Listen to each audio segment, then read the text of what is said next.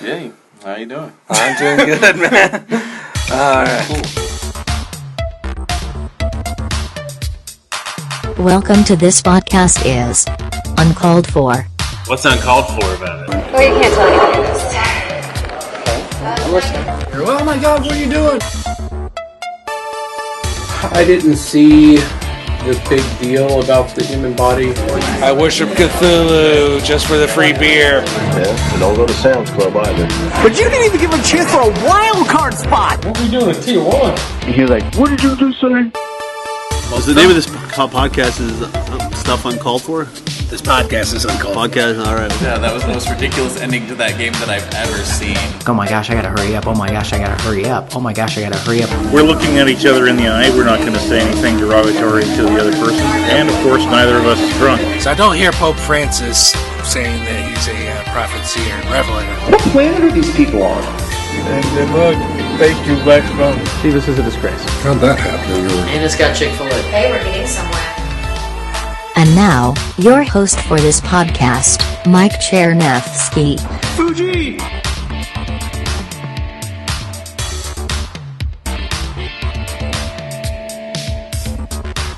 Hi, everybody, welcome to the podcast. And let's welcome my good friend and the winner of the 2022 Bracket Challenge, Justin Pemberton, to the podcast. Michael, thank you very much, man. It's an honor to be on your podcast, and I'll tell you this: I'm still pretty shocked that I'm the winner still, because I didn't really expect to be able to at least get one pick right for the Final Four. When you told me I was a winner, I was pretty stunned, honestly. Yeah. And for context for our listening audience, Justin had Duke in the Final Four. Yes. No one else in the pool, not even me, did. I was kind of tortured because I liked what Gonzaga was doing, but because I just couldn't bring myself to pick the Dukies to get to the Final Four. So I did multiple brackets in different areas, and I want to be different with all my picks. I didn't want to be the same, so I didn't have Duke in the Final Four and others. Mm-hmm. Maybe I did in one other. I can't remember. But I think in your group, that was the only one I had Duke in the Final Four. Yeah. I had KU in the Final Four and won. I didn't have them win at all. I probably should have. But considering what they were kind of going through sometimes this year where they were kind of inconsistent, I kind of thought they were going to lose not early, but maybe in the Sweet 16, Elite 8, mm-hmm. or in this case, in the national semifinal. But obviously, I was proven wrong. And of course, as we know, KU is the national champion. Yeah. Pains me to even think about that. I can tell you're really happy about that. Yeah. Yeah. So, honestly, as being a K-State fan, mm-hmm. it does pain me to see KU have more success. But being a Big 12 guy, I was rooting for KU.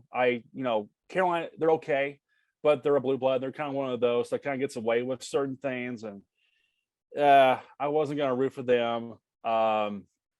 Obviously, Kentucky, if they were to go pretty far, I was not going to root for them. Mm-hmm. I can't stand Kentucky for the life of me. Duke, I only had Duke in the Final Four because of the whole Coach K thing. I thought it was all just going to ride through for him. Mm-hmm. And you just, I don't know, you got to kind of be on alert in those situations. You can't just not go, well, I'm going to have Duke, bounce down in the second round. No, things like this, I think, kind of get your attention. So you kind of have to, make sure you have Duke in the Final Four. So yeah, and a heck of a career too for Coach Krzyzewski. So yeah. So have you heard that rumor that they lost a certain assistant coach, and a former Duke star said this will be the reason that Coach K may come back? I did hear that rumor, but the man's been coaching quite a long time. I mean, he's in his 70s or 80s, I want to say. He's 75. He coached the Duke for 42 years. Mm-hmm. You add the 3 or 4 years he was coaching at West Point. Yep. After he played at West Point under Bob Knight. Yep. So long time. Yeah, very long time. So I think he's earned the right to retire at this point. So. Absolutely. And for our audience, if you can't tell, Justin's a big sports guy. We That's right. First met at JUCO, taking media classes together, and we worked together.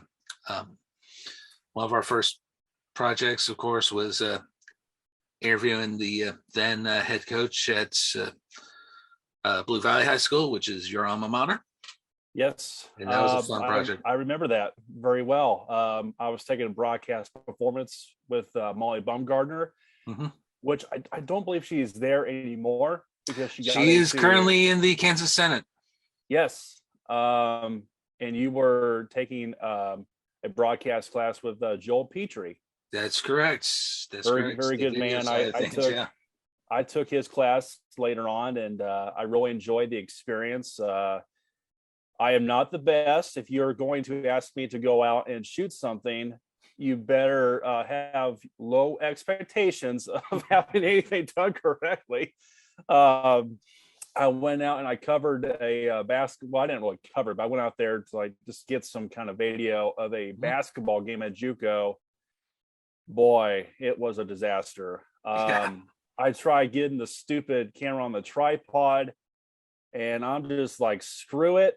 I'm just gonna shoot it by hand, and it was pretty awful. I had other experience of shooting video in high school, kind of same thing. I went to cover a Blue Valley men's basketball game. Quality, it was kind of crooked. I just was not very good at that stuff, but I do remember us covering or doing that project with the late Eric Driscoll, and gosh, let me tell you, what a man he was. It's now been 5 years since he passed away from that unfortunate, tragic brain aneurysm that he unfortunately suffered at a coach's speaking deal at, I believe, A10 Zone, which was up at Corbin Park on 135th. He was talking, and then all of a sudden he just collapsed, and it was never the same. And that was one of the roughest weeks in my life, to see that man leave this earth. And he was a great teacher, great person, and if you had a chance to talk to him, you would have enjoyed him. Absolutely. And my brief experience with, I thought he was a good man, and clearly knew what he was talking about in terms of football. Absolutely. He's the GOAT of high school coaches in my mind. I mean, you may have a different opinion, if you've I recently got around this area. I recently got into charity walks for lung cancer because of my football coach, Steve Shelton, who is currently, I think he's the superintendent now in the Raytown School District, but he was my coach at Cheyenne Mission West back in the day, and he had been fighting lung cancer, and survived, and started putting together teams to do the cancer walk. So I did the 1 year, and I've done it the last couple of years as well, raising money for lung cancer awareness, and all because of Coach. You said he did survive from the cancer? He's still alive, yeah. Oh, that's great. That's great. Yeah. So I noticed in your background you got they have everything, yeah. So Expos, box score. Oh my gosh. Yeah, so that's a chess box score, by the way. That's incredible. Yeah. I also have a old school Houston Astro right there, right behind me. So, We need the Expos back, man. Yeah. I miss those old Expos. Those know that was bad. That was the sweetest logo, I think, in baseball history. The Montreal M and stuff. But yeah, for those too young to remember, they had the best record in baseball at the time of the strike in 1994. Talking about local connections. Yes, they did. Yeah, talking about local connections. Don Fear was the head of the baseball players union at that time. He's a graduate of East and UMKC, so he's a fellow. I actually got to meet him once and worked briefly with his son David, who went down the acting path and is a pretty good actor. So yeah, Montreal had the best record in baseball at the time, and then after the strike, they let's just say there was a talk of possibly folding the team altogether, but fortunately they were saved. They just moved to Washington D.C. Mm-hmm. Yeah, I believe the ex-Marlins owner, Jeff Lurie, owned them and pretty much had a fire ran them into the ground, and then ran them into the ground, and sold the Major League Baseball to sold the team to Major League Baseball so he could buy the Marlins. And the Marlins at the time were owned by John Henry, who now, of course, famously owns the Red Sox. Interesting. I did not know that. Then, of course, if you talk about around these parts, around that time in '94, the Royals were kind of getting red hot under, I believe, then manager Hal McRae, and they were right there in the thick of the wild card race. And that's one of those years where you just look back and go, what could have been? And talking about that Montreal Expos team, that team was talented. Moises Alou was on that team. I believe Pedro was still there. Pedro Martinez. Yep. I'm trying to think of who others that were on there. You may kind of help me if you remember. Whoever. Oh, that was that long ago. I'm going to have to look that Larry up. Walker, 94 Montreal. Maybe Larry Walker, who is a Canadian born. Maybe. I think he was on there too. But regardless, that was a really talented team. I think they were like 30 some games above 500, and they probably could have won it all. And they should have, and it should have saved Montreal. They should have got a new stadium instead of playing that dump Olympic Stadium. Which when you look at it then and even now, I think it's still up. I think it is still up. It still exists. Architecturally, I think it's one of the coolest stadiums ever. But in terms of quality and everything, that dome, which is supposed to retract, never quite worked. So it's just stuck in place. And some other stuff, that was, as the name implies, that was built for the Olympics, and they still use it to this day for other events, just not necessarily baseball. Well, actually, they have. I think the Blue Jays, play a certain exhibition game once a year. There, and they've had some actually pretty good turnouts in those games. I think from what I remember. But hopefully, at some point, if it's either expansion team or maybe, as it's been talked about, the Rays, if they would move to Montreal. And if you do, just go to Montreal, please. Don't do this back and forth crap that they were going to try to do where they play half in Tampa and half in Montreal. I mean, who wants to see that? I mean, it's awful. And it rarely works. Again, using the Expos as their last couple of years, they played games in Puerto Rico.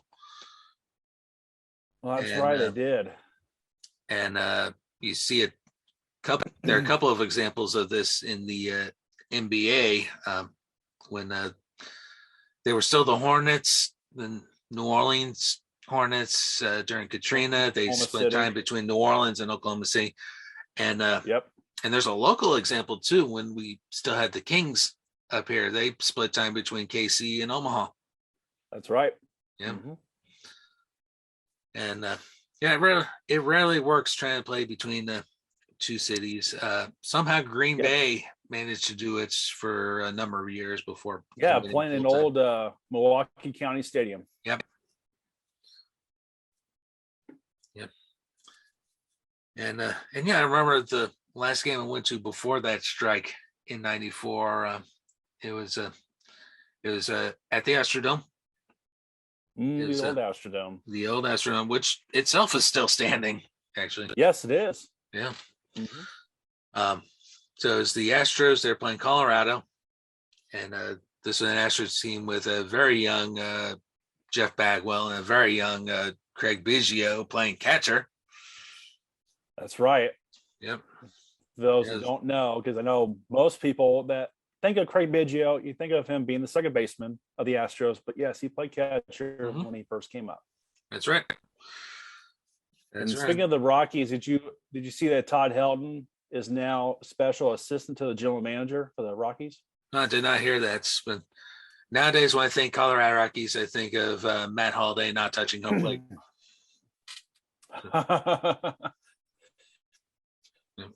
I think of Nolan Arenado and Troy Tulowitzki, but no, think of Todd Helton first. He is Mr. Rocky, and he's the first ever to have his number retired by the franchise. Kind of like the Rockies' version of George Brett. Right, exactly. Yeah. Yep.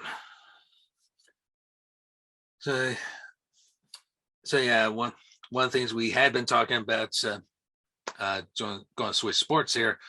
One of the things we had been talking about on in our messenger threads was the whole LA debacle. Yeah, that's one of the big messes in sports history, if you ask me. It should have never happened. St. Louis had a perfect plan. I remember seeing images of the potential stadium. Excuse me, of the potential stadium in St. Louis. It was beautiful. It was magnificent. Oh yeah. And I just don't understand. And the same thing can be said for cities like San Diego and Oakland, especially Oakland. I mean, look at the rumors of the A's, going to Las Vegas potentially. I mean, well, the Raiders are already there. There's talk of the A's joining them. Yeah. I don't know how you can just let your team slip away from your fingers like that. I mean, that's pure laziness, if you ask me. I think Oakland deserves what they get. Same with San Diego. Yeah. Because the Chargers should still be. Now, I know Dean Spanos is not one of the most liked owners in all of the NFL, along with many others, unless someone gets started with other owners, like one Stan Kroenke. Yeah. Which I know you have a pure dislike for him. I do too, but just because I respect St. Louis. I mean, I'm a Chiefs fan. Just for those that don't know me, I'm a Chiefs diehard fan. But that did not mean I did not have respect for the Rams, because I did. Because I absolutely loved the greatest show on turf. Kurt Warner, Isaac Bruce, Torrey Holt, Marshall Faulk, Orlando Pace. Absolutely. Dick Vermeil getting in Canada this year. Vermeil, Mike Martz. Yes, and Carl Pearson's going to be the speaker for Dick Vermeil when he goes up there to Cannes. So that's going to be real. I'd rather have someone else doing it, because I despise Carl Pearson. I thought he was good at first when he got there, along with Marty Schottenheimer, but things fell apart. And that's why the Chiefs are probably among the top teams as far as arrest since 2000, because it got pretty nuts towards the end of Carl's tenure. That most of it goes back to the 90s. It should go back to 98, 99. If it goes back that far, Chiefs are probably number 2 in that category, because Van Morris, Tamarick Van. I know we're getting onto a tangent here, off That's topic, but no. I had respect for St. Louis, and I still do. I mean, I've said so many times there are people when it comes to baseball, if the Royals didn't exist, I'd be a Cardinals fan, very quickly, because I respect that franchise totally. Their history is among the richest that you'll ever find in the history of the game of baseball. But I feel so bad for you because you were a Rams fan, but now you're a Cardinals fan, which hopefully things will work out there. I don't know what's going to happen with Murray and everybody down there in the desert. They're going to be hosting the Super Bowl, so maybe you may have a little luck this year. Do you think you're going to have a third straight team, play in their home stadium in a Super Bowl?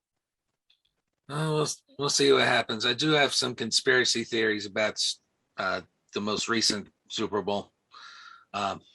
Yes, Arizona was actually leading NFC West until that lawsuit settled, and then all of a sudden they start getting bad, and Stan's team starts getting good, and then they meet in the playoffs and all that. I am thoroughly convinced that the NFL and the refs fixed everything for that specific results. They did, because they owed St. Louis $790 million. Well, you could tell early on in the game there was nothing being called. Now that I go back to one play that should have been called but wasn't, that pass interference. I believe when was it when the Bengals were on offense and there was a complete and obvious offensive pass interference that was not called. But it wasn't until late in the game when, quote, the Rams had the ball deep down in Bengals territory, all of a sudden calls start happening. I wonder why. Yeah. It was so obvious. Yeah, it's a conspiracy theory. That pass interference on that linebacker for the Bengals was just absolute BS, and it snowballed from there. And I mean, I know the Bengals didn't do themselves any favors by not having a great O-line. Burrow got beat up in that game, which and give Rams credit, they have a good defense and Donald and everybody, but. No, that game was completely on the refs, just like a lot of the NCAA tournament games were on the refs too. That was by far one of the worst officiated, there we go, tournaments of all time. Just pretty much every game was awful, but going back to what we're talking about, I feel bad for everyone in St. Louis. They deserve better. They deserve a team. So that brings to the question I'm going to ask you: do you think St. Louis ever gets a team? Now I know we're talking. We've talked about with the XFL getting. Yeah, XFL, of course, a different kettle of fish. So back, but but do you see any potential of the NFL coming back to St. Louis? If you want my opinion, I don't, just because of the whole mess. I think everyone's just so far apart on that, and I just don't think it's going to happen. But do I want to? Yes, absolutely. My official answer on this is I think I think $790 million is still on the low side.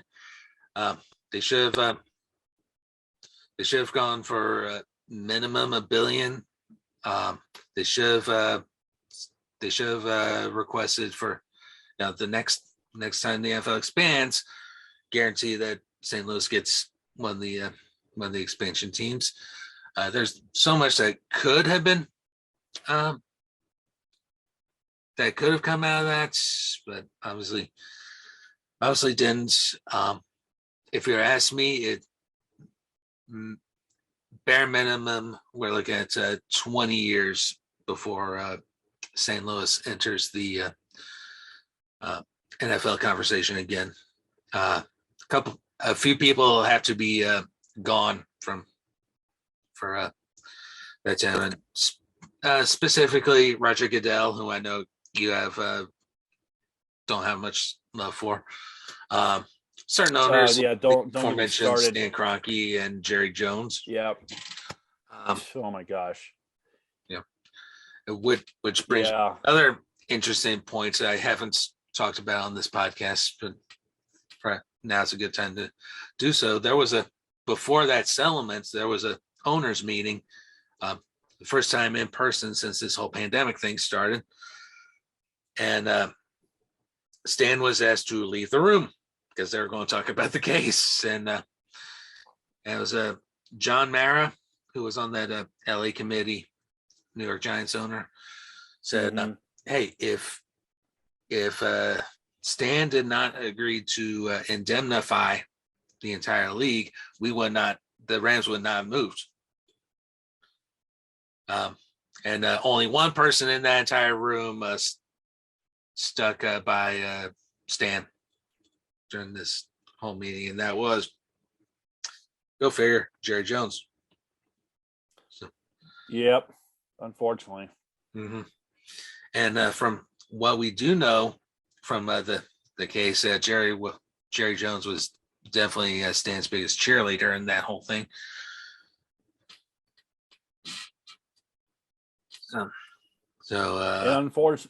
And unfortunately, one of the voters to vote against keeping the Rams in St. Louis, was unfortunately the Chiefs owner, Clark Hunt. That's for one purpose. That was so the Chiefs can be the sole team in Missouri, which, I mean, look, I understand, but like I told you, man, I got respect for St. Louis, and it would have been great to have kept the Governor's Cup game, either in the preseason or, once in a while in the regular season, have a game between the Chiefs and Rams, either in St. Louis or in Kansas City. I miss that. And it was pretty cool, even back in the day, like we talked about earlier, when Kurt Warner and company were, thriving, and the Chiefs, I think it was 2000, the Chiefs and Rams played at Arrowhead, and the Chiefs, they exploded on St. Louis, like 48-30 or some crazy. I've been to a couple of those games. It was not fun. No. And I remember 2006, I think it was, in the preseason, Bernard Pollard, Bone Crusher, who I actually got to meet one year when I was summer football workouts at Blue Valley. And of course, he's obviously known for ending Tom Brady's season. Yay. I feel so proud to this day that I know the guy that knocked out Brady for a whole season in 2008, excuse me. But he came to our workouts anytime we were on the field conditioning and doing all kinds of stuff. And it was really cool to have a Chiefs player be with us. And he wasn't the only guy. I think Greg Wesley, one time showed up, the former Chiefs safety. I was talking about I was trying to talk about when the Rams and Chiefs were at Arrowhead for one preseason game one year, and I remember Bernard Pollard making one hit so hard the ball popped up in the air for a long time. I just remember he laid the wood so hard on some Rams receiver, and that's probably the lasting memory I probably have of watching the Rams and Chiefs. But I think the last time they faced each other was 2010 in St. Louis. I was at that game. You were at that game? Yep. And that was a pretty fluky year, if you ask me, from the Chiefs. I mean, Dwayne Bowe, 15 receiving touchdowns in a season. I mean, are you kidding me? That was so unheard of. And it obviously, that was my very first year doing fantasy football. And I picked him up late in the year, and along with Michael Vick, his comeback player of the year, and Arian Foster. Do you remember Arian Foster, the running back for the Texans? Yeah.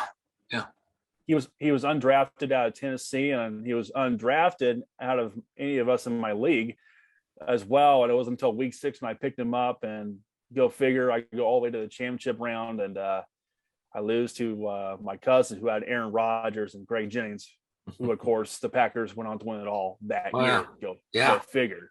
Yeah. So, but crazy times, and I hope someday the Rams, or not, well, if the Rams came back, it'd be a miracle. But I was going to say, hopefully St. Louis as a city will get an NFL team back. But I think first things first, I think it'd be great if the XFL would consider bringing back the Battlehawks, because absolutely, that was a lot of fun. I know it was probably I think it was just one home game they played. They played one, maybe two home games, and they led the XFL in attendance.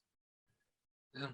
Kind of too bad the USFL didn't consider adding St. Louis. I know they were trying to get some of the original teams back, which games, by the way, start this weekend in the USFL. So I'm actually kind of excited to see that. I'm probably going to root for the Houston Gamblers.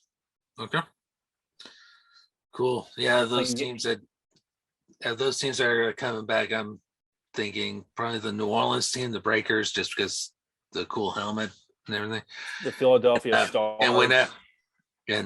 And interestingly enough, whenever you see old advertisements, they use old XFL. No, not XFL, USFL photos, and it's usually the Breakers at USC on the helmet with the little wave thing. And Houston Gamblers, that's where Jim Kelly played. Jim Bills. I know there's not as many teams this time around. I think it's just 8 teams, 2 divisions, 4 teams in each division. I don't know how many teams there were back then. I'm guessing probably around like 16. Maybe is that correct at all? But of course, Donald Trump was part of that mess, and New Jersey Generals. No shocker, and that's one of the teams too that's back as well. The Generals. Mm-hmm. Yep. So it'll be fun to see what happens with the XFL and this new USFL, and Michigan Panthers being coached by one Jeff Fisher. So I wonder if he. I wonder if 7-9 BS, and likely the team will be moved. I wonder if he still believes in aliens. Or no, not aliens. It was what was that whole thing in Hard Knocks? Which of course I didn't watch, but I did hear about it. It was mermaids, I think. Mermaids, that's it. Yes, mermaids. I knew it was something stupid because obviously that whole thing was a mess. Did you see that? I'm trying to remember who is going to be on Hard Knocks this year again. Was it Detroit? Maybe. Detroit. I think it's someone that's been on there before, and it's going to be pretty much be a disaster, like it usually is. I mean, if it's the Cowboys or it's Detroit or it's in this case the Rams, one year the Chiefs were actually on there in 2007 when Herm Edwards was head coach, which was quite entertaining. I didn't watch it, but I've seen highlights of the late Gunther Cunningham when he was mic'd up. Boy, you want entertainment, listen to that guy, because almost every word's a curse word he's saying, and it is quite entertaining because, hey, numb, let's go. Gunther. Chiefs and mic'd up coaches saying interesting things kind of go together, because I'm thinking Marv Levy when he was the coach. Oh yeah, the over-officious jerk thing. Done his players. I went to college with that official, and then calls after the guy. And then of course the first ever to be mic'd up for the Chiefs, Hank Stram in Super Bowl 4. Yeah, he had some famous. Yeah, he had some interesting things to say from time to time too. Was it matriculate down the field was his thing? Or? Yep. Good old 65 toss power trap against those Minnesota Vikings. which I'm always curious about them. Are they ever going to break through the Vikings, or are they just simply cursed? I think they and I think they are. I mean, absolutely is cursed. I think. I do too. Yeah. Minnesota. Yeah, you can make a case that they'd be cursed. I mean, 4 Super Bowl appearances, all them losses. And then there's the whole thing with Detroit, Bobby Lane. Yeah. This franchise will never win because they trade me away. Mm-hmm. I believe to Pittsburgh. I believe. Yes, to Pittsburgh. Interestingly enough, my uncle Lane was named after Bobby Lane. How about that? Mm-hmm. Not bad because he was a pretty darn good player himself. Oh yeah, Hall of Famer. Mm-hmm. And out of the University of Texas. Yeah. Which for a long time I had no idea that he went there, but like I found out maybe a year or two ago, and I don't know, I was kind of stunned because when I think of quarterbacks from the University of Texas, I think of Vince Young. I mean, that's one guy that really pops in your mind. I know they had Chris Sims, they had Colt McCoy, in recent years. Nothing ever since Colt McCoy. Right. They've been quite down in that category, which I hope that continues going into the SEC. Good luck with that, Texas. You're gonna need that. That's another stupid topic too. Is Oklahoma and Texas going to the SEC? Yeah. I mean, what the heck? I mean, I'm glad being a Big 12 guy that Texas is leaving. Oklahoma, which I've had more respect for, I don't understand why you want to follow the coattails of Texas to the most powerful league in all of collegiate sports. Right. Why? Who knows? Who knows? When's that move happening again? It's supposed to happen around 2024. So we got another couple of years then, huh? 2024, 2025 season, maybe. Don't quote me on that, but I think that's when it's supposed to happen. But there's been rumors they could leave sooner than that. And of course, the Big 12 is adding BYU, Houston, Central Florida, and Cincinnati, which that ought to be interesting. I mean, I'm excited about BYU just because they're always kind of respectable and they're sports and they have a good, very solid TV follower out in their parts. And I know Cincinnati has been pretty solid. They were very good this year in football. Of course, no one expected them to even make it out of the first round of that playoff against Alabama, which they didn't. I was pulling for that to happen, but of course, Alabama is just Alabama. So go figure. Right. Central Florida, I'm not really sure about them. I know they had their magical run a few years ago under Scott Frost, who is now, of course, the head coach at Nebraska. I don't know why he's there. I mean, I know he's a fan favorite because he played there, but look what's happened. And Nebraska is just pretty much, a dump in football. I think that's pretty much a one-man coach program.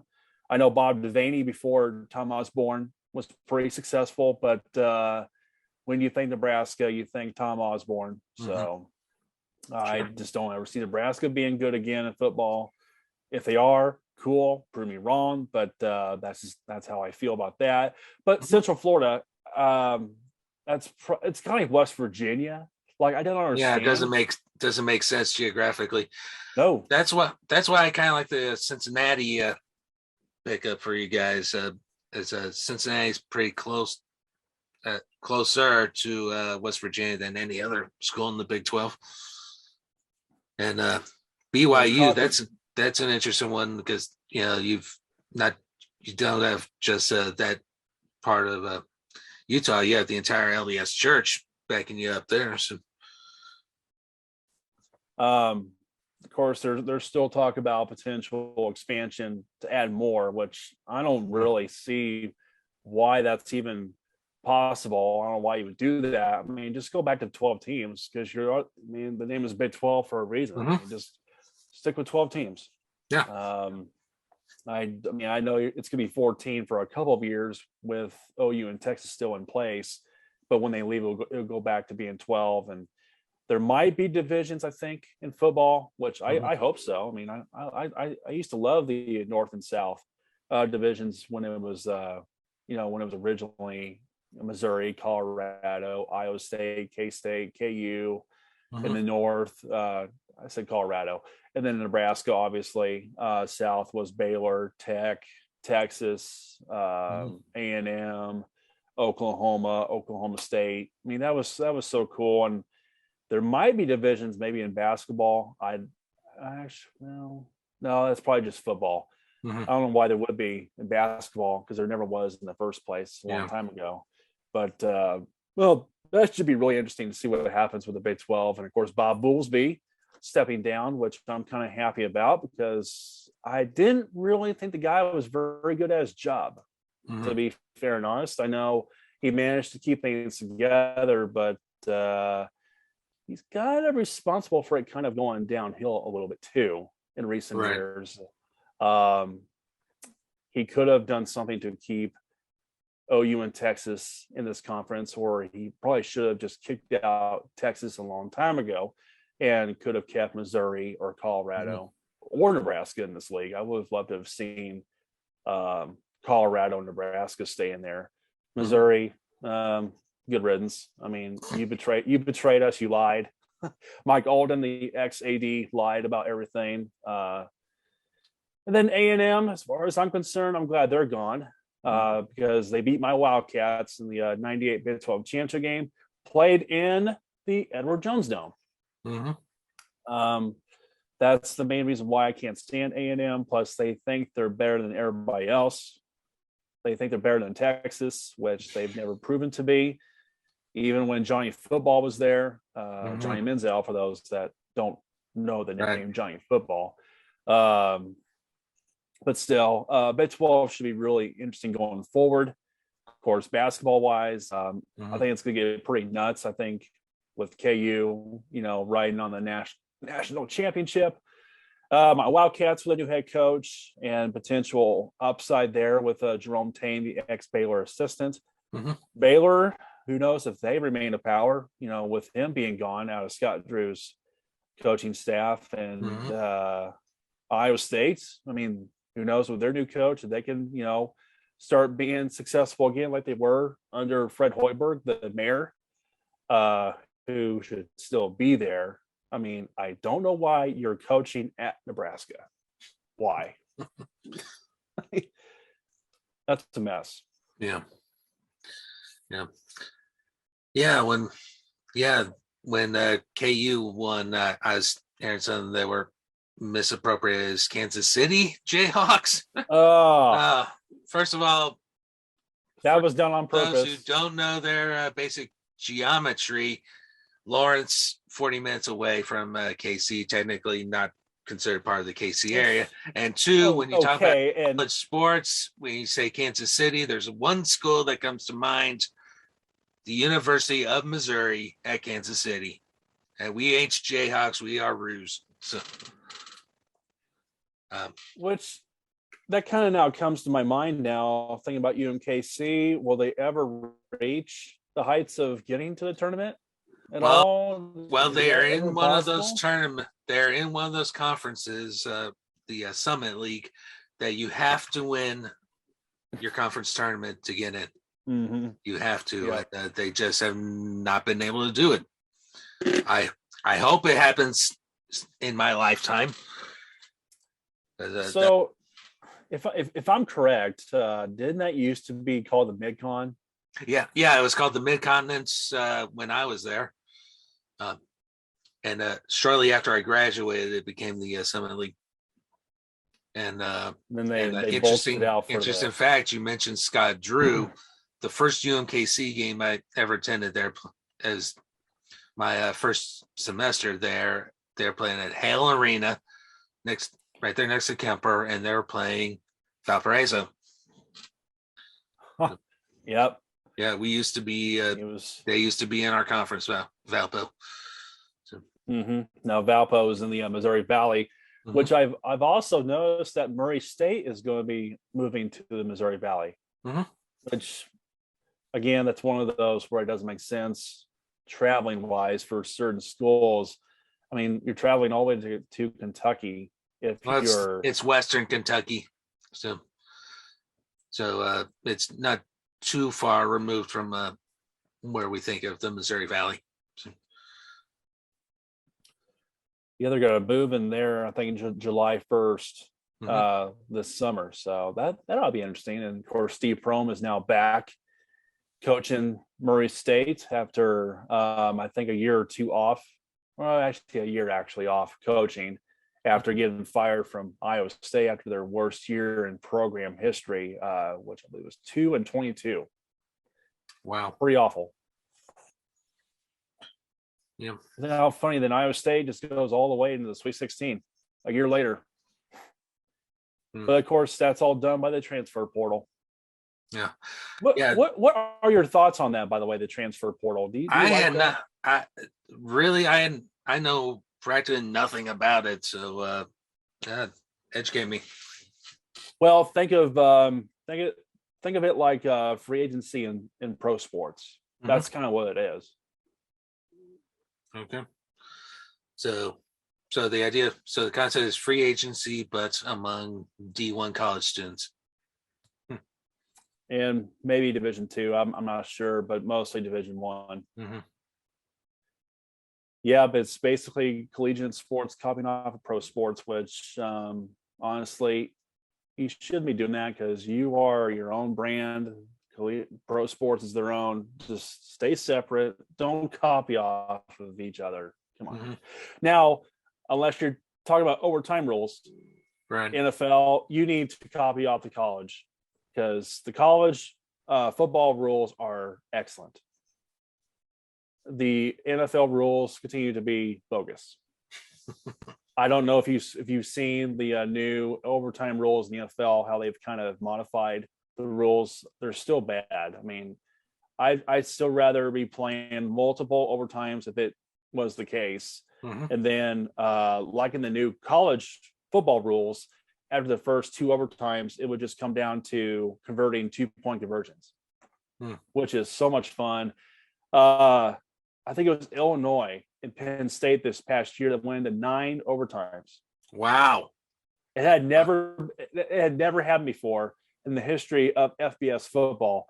Like only 4 times, I think, had a game ever gone to 7 overtimes, but never past 7 until then. Wow. So if I was the NFL, I know they're not going to do it, so I'm wasting my breath. Yeah, but it's good to get it out there. Get the thoughts out there in the ether and everything. So, I mean, at least they're now going to give both teams a shot, and no one's going to be left out. Which, okay, that's better, but come on, these are grown professional guys. They train to play long battles. I mean, if you got to play 4 overtimes, so what? It used to be that way. I mean, I don't know why it's just now 1 overtime, and it's like what 10 minutes long, and that's all there is. I mean, that's bogus. It's grown man football. Yeah, play more. I want more football. Yeah, as a fan. Yeah, it'd be good as a fan, but of course, I think you played it sounds like you've played the sports, and I certainly have. It might be great for the fans, but it's torture on the athletes. You know, it is a very physically demanding game. It is, and I have plenty of experience of knowing what it's like of being hurt. I tore my ACL my junior year playing JV football. Very last game of the year. We're playing Olathe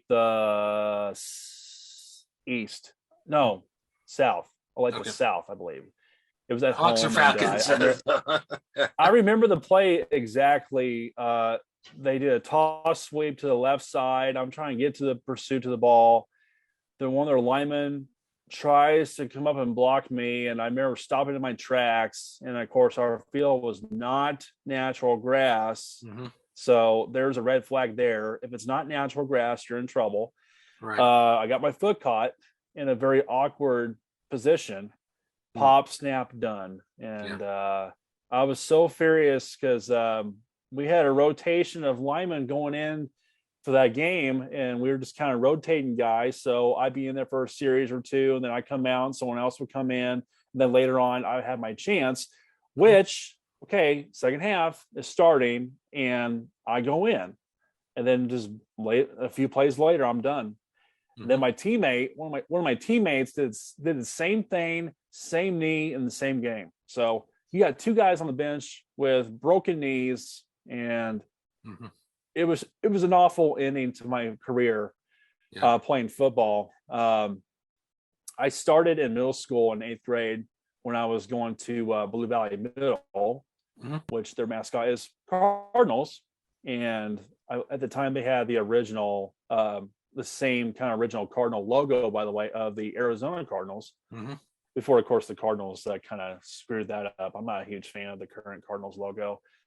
I prefer more of the original Phoenix Cardinals logo. Which they brought over from St. Louis, that we came to know with guys like Jake Plummer wearing the Cardinals uniform, Dan Deerdorf, Emmitt Smith, of all people. Yeah. Which that's still hard to believe. Even Larry Fitzgerald wore that bird before they changed it up. And Neas Williams and Larry Sanders also come to mind for me. So. I'm trying to think of other guys that may have worn that uniform or that bird before they changed it up. But that's when I started, and I absolutely loved football. I played defensive tackle.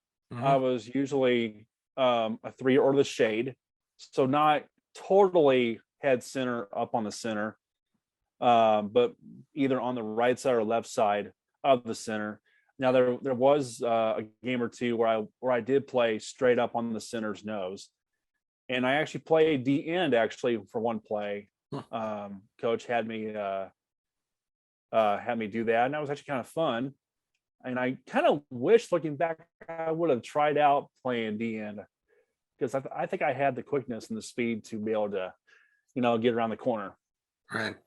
Now, I'm not trying to compare myself to Derek Thomas. I didn't have that kind of quickness. Or no Jared Allen and, others, that played in the NFL. But I would have loved to have seen myself play DN, but I was a nose tackle. Yeah. What position did you play? I was a wide receiver and defensive back. Oh, yeah, nice. And my football injury actually happened in practice, so my left knee is all messed up because of tackling drills in practice. So it's still to this day. Yeah. So. Did you have ACL tear? No, I'm not sure what happened. No ligaments got torn or anything, but still. Huh. Yeah. And I didn't start playing until my junior year. So. And the 2 years in high school before that, I ran cross country.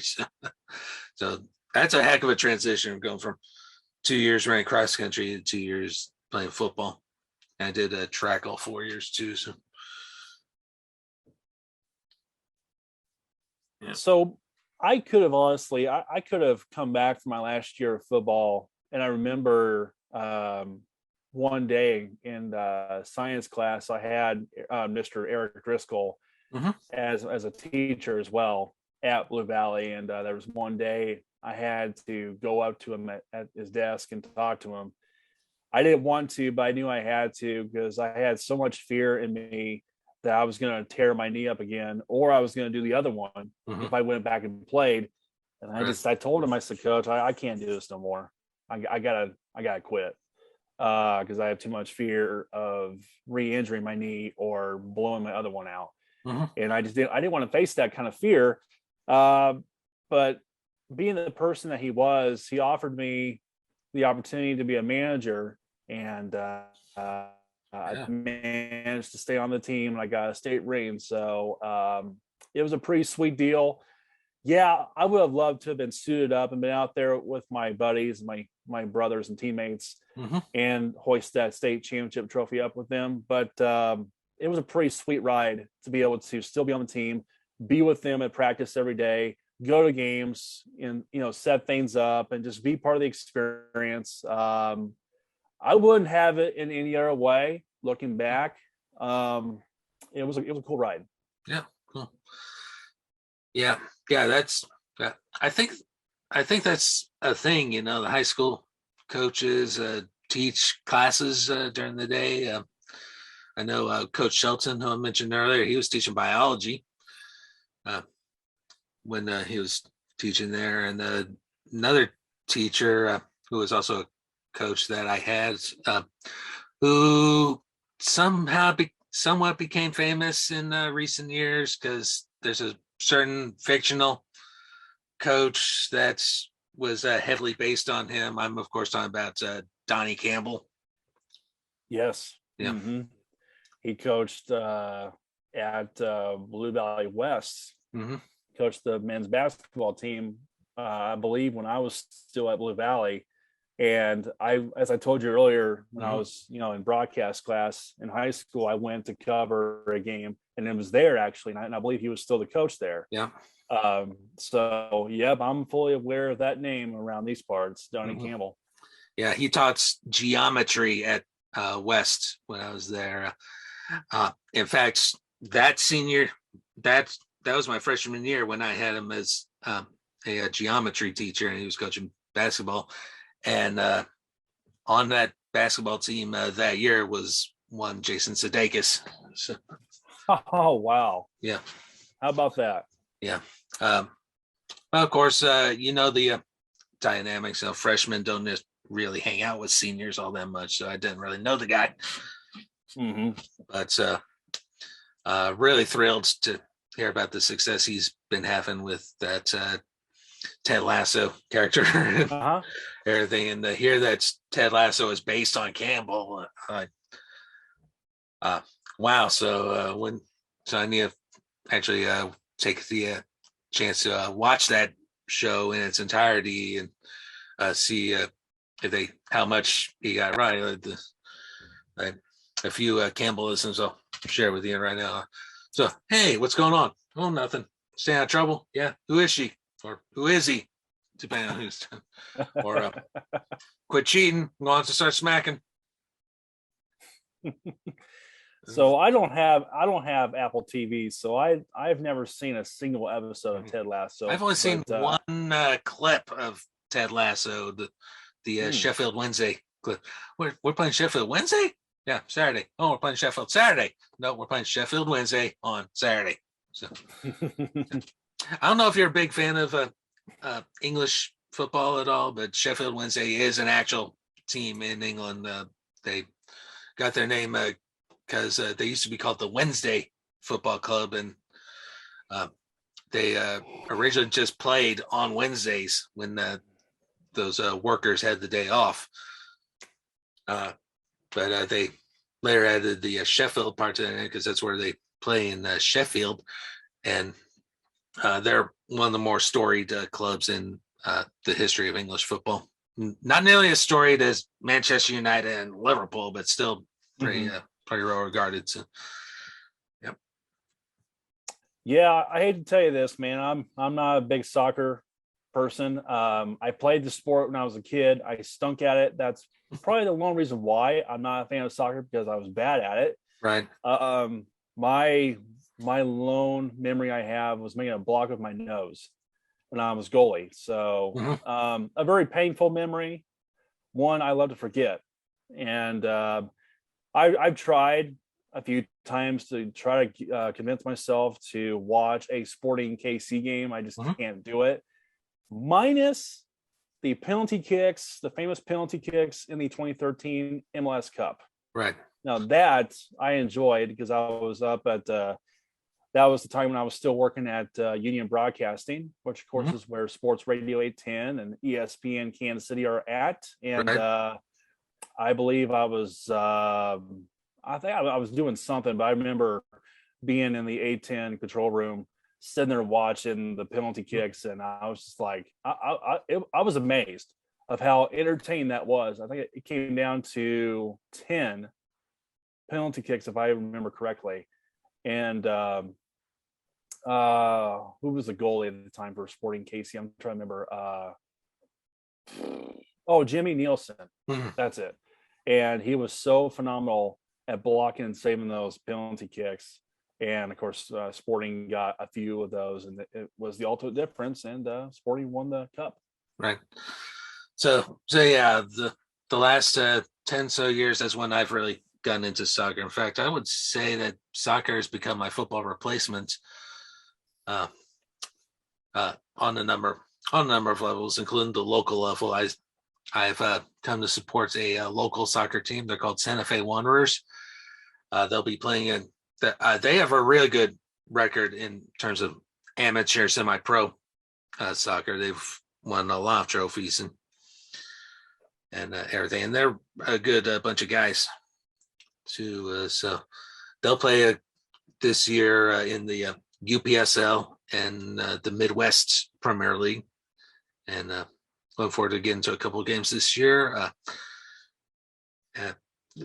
That's one thing I would like to see more of in our sports, is more of that community feel. That's I really only get from going to Santa Fe games, and that said, KCK has their own amateur soccer league, the KCK Adult Soccer League, and it is a blast to watch some of those games, and these guys playing for love of the game. Mm-hmm. So I've been out to Sporting a couple times. Mm-hmm. I went there a couple times when I volunteered at this one. It's a small radio station. It was a Christian radio station. I don't know if it exists anymore, but I volunteered there, and I got to go to some of those games with those people. They're big time Sporting KC soccer people, and they just love going there. And I'll tell you what, Michael, there is not one bad seat at all at Sporting Park at all. I mean, and you find one seat, you're going to get a great view. You're going to get a great game. But can you please lower the prices on food? I mean, what, $8 for popcorn? Wow. Popcorn should be like what? $1. I mean, or something like that. I mean, it was ridiculous. I think I remember it was $8. Then, of course, experience of going out to Royals and Chiefs games. I remember exactly one time I went with my dad to the 2004 AFC divisional playoff game against the Colts, against Peyton Manning, who famously picked us apart in that game. Go figure. Of course, that was the same year when the Rams lost to Carolina. Yeah. That's last. I know I'm bringing back bad memories of Steve. That was the last. I think that was the last playoff game for the Rams in St. Louis, actually. So. Oh, I thought they made it in 04 or 05 or something. Yeah, they might have, but I think they sneaked 12 in. years, no single winning record. Right. Yeah. Mm-hmm. But going back to ridiculous food prices at sporting games, bottle of water was like $10 at Arrowhead one time. But worst of all, they would take off the cap for you instead of doing it yourself, because here's why. They thought the cap was a weapon. It's a stupid round cap. Mm-hmm. And it's plastic. How in the world is that considered a weapon? It's considered a weapon if you're stupid enough to throw it. Yeah. And the same thing happened another time. I went to it was then called Sprint Center. Now it's T-Mobile Center. I went to see K-State play, I believe, Washington State men's basketball. Mm-hmm. Same thing. We try to get bottles of water, and same thing. They take the cap off for you because they think it's a weapon. and I believe it was $10 then too. I mean, ridiculous. Yeah. And I've been to both venues.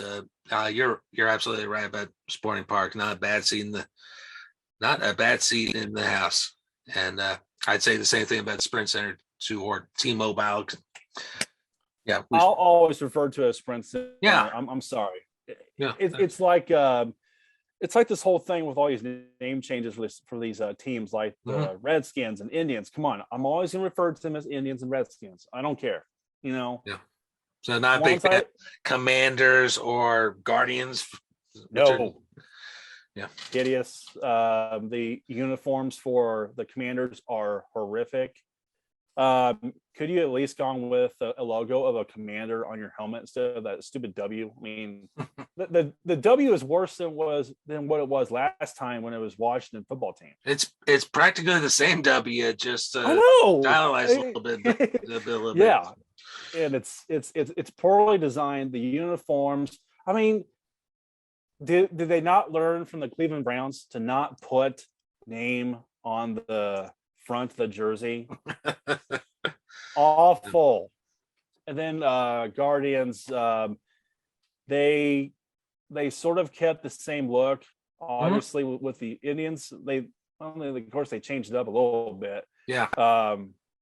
But they could at least put the numbers on the bottom of the jersey to make it at least a little more interesting. Because they've gone with some kind of striping around the V-neck a little bit. I mean, do something.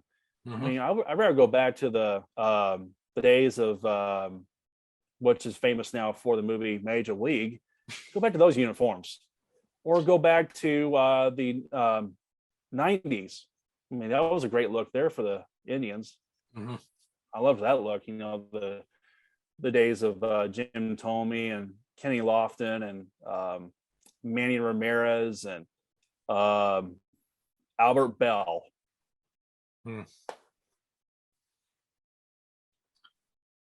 Yeah. Oh, do you ever see any possibility of those names ever coming back? Nope. Does our country ever take a pause for the cause and kind of reflect itself and kind of, say, hey, we were kind of stupid in thinking all these names are terrible? I hope so, but I think you're right. I don't see them ever coming back either. Yeah. And when you worked in sports, did you know Frank Bull at all? Absolutely. One heck of a guy. Yeah. He went to my high school. He did? Really? Yeah.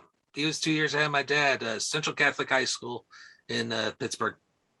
He lives out in Spring Hill, Kansas, not too far from where I live. Cool. I found that out, probably a few months back. It was mentioned on the radio. He was talking about something to where he mentioned about Spring Hill. I'm like, oh, that's pretty close to where I live. So, yeah. And of course, he played at Villanova. I didn't know where he went to college. I knew he was at Central Catholic for high school. Even then they were calling him Pudgy. Yes. Seren Petro. I know Kevin Keatsman, who used to be there. Thank goodness he's not there anymore, because that's what he did. Bad mouthing Andy Reid the way he did. I'm not gonna go into those details. There's no need for it. But yes, I've heard the name Pudgy several times as the nickname for Frank Bull. Super nice guy. But Frank Bull actually, yes, he did play at Villanova. He played football back in the day. I know it's hard to believe that Villanova has a football team, and even did back then. He also coached as well. Did not know that either. So he did before he got into broadcasting. He used to, for a long time, worked at Fox 4. Yeah, and that's where he hired Kevin Keatsman at Channel 4. And that's where Kevin got started. And of course, Todd Lebo, who works there too at 810, that's how they all met there at Channel 4. So it's quite a connection. Of course, one of my all-time greats or favorites, Jack Harry, who I got to meet too, who I just adore. I mean, the dude's a legend. I got to have Jack on my show a couple times, which was an absolute treat. Doesn't get any better than having a legend like him around these parts on your radio show. Sure. I had several people on. I had Seren Petro. I've had Curtis Siebold, his sidekick, on the program. I tried getting Frank on, but it never worked out. I never could ever talk to him in order to get him on there. And then of course COVID happened, and my show got kicked out, and I was done there. I don't know if I'm ever going back there. I would love to, but I may have to look elsewhere and try to get back to doing what I was doing before, because I absolutely love it. Yeah, definitely get back to podcasting, because I know you've done some podcasting. And I tried that a while back, doing it from my house and everything. I just didn't like the quality of it, and I don't know, at the time I just didn't really sound very good when I was doing it, so I just kind of stopped doing it. But I'd rather be doing it, for an actual radio show, and not just doing it for, like kind of like what you're doing. Sure. I don't mind doing actual podcasting, but I'd rather be doing it for a radio show and do it for a bigger cause or a bigger reason. Sure, sure, absolutely. And of course, Central Catholic High School. Now, then, on that train of thought, some other famous alumni from that school include one Dan Marino. Oh wow! And one Mark Bolger. Mark Bolger, another St. Louis Ram there. What college did Bolger go to? I'm trying. West Virginia. That's right. Yeah. Wow, West Virginia. And let's see. I think the actor Zachary Quinto is a Central Catholic guy, and who's that? Who's that Zachary again? Quinto. So he played. I think he's probably best known for playing Spock in JJ Trek. And the guy, the former CEO of Costco, who came up with their $1.50 hot dog combo thing, was a Central Catholic guy as well. So, and yeah, Frank Bull is pretty well known, and quite funny when he laughs too. When he's got the high pitched laugh going. When he's on with Seren every Wednesday at I believe 4:00. So maybe tomorrow you can maybe tune in if you have time. Tune in when Frank's on, because if Seren is talking about some really hilarious, he'll get Frank going, and Frank's laugh makes you laugh even harder, because it's that high pitch, and it's so noticeable. And I crack up every time when those two are going, when Seren's got a funny story going and something about his life, and he's just talking about it, and the way he's describing it just makes Frank laugh so hard sometimes. And you can hear Frank trying to catch his breath in the background going, oh, and it's just it's hilarious. So, but no, good people at UB, and I definitely miss it, and I really wish I was still doing Radioactive Sports. That was the name of my show, just for those who had no idea that I was even involved in doing a sports radio show. I started doing that when I was at JUCO, when there used to be ECAV Radio, which no longer exists. Exists. There we go. Excuse me. Ben Mesner, who you probably remember, he may still be teaching up there at JUCO, but he does production work at Union Broadcasting, and he's the reason why I got involved in ATN, because I took an internship through him. But he told me a while back, a long time ago, that ECAP Radio, maybe a year or two ago, stopped doing its thing. Wow. Because one, I think it was poorly managed. I think, at least I thought it was when I was doing it. I mean, it was kind of jumbled and kind of messed around with, and right. they had multiple different station managers. No one was really consistent, and I only got paid, I think, half of a semester. I did a fresh show every day compared to everybody else who was there doing a show where they would tape one that would go on Monday, Wednesday, Friday, and then another that would go on Tuesdays and Thursdays.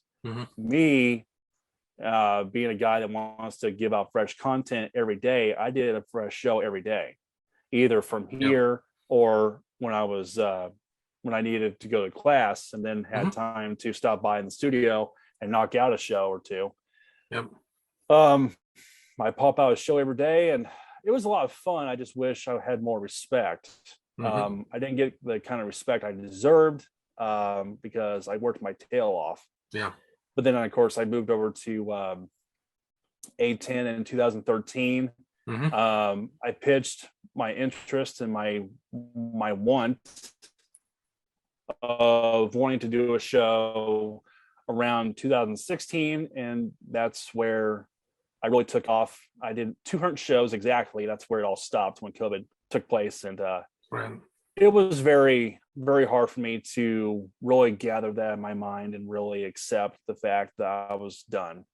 I was very mad, and I just couldn't understand why it was happening. But I understood, what they were trying to do. They didn't want COVID to really spread, throughout the whole entire building.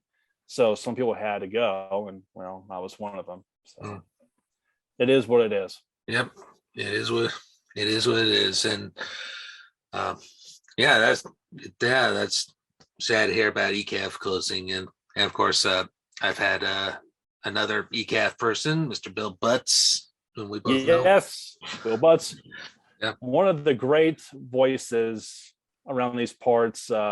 He's really gone to better places. He's doing a lot of different voice act, doing a lot of voice acting and different. A lot of, I think they're mostly, I think, cartoons. I think he's mostly he's mostly doing anime. Voices.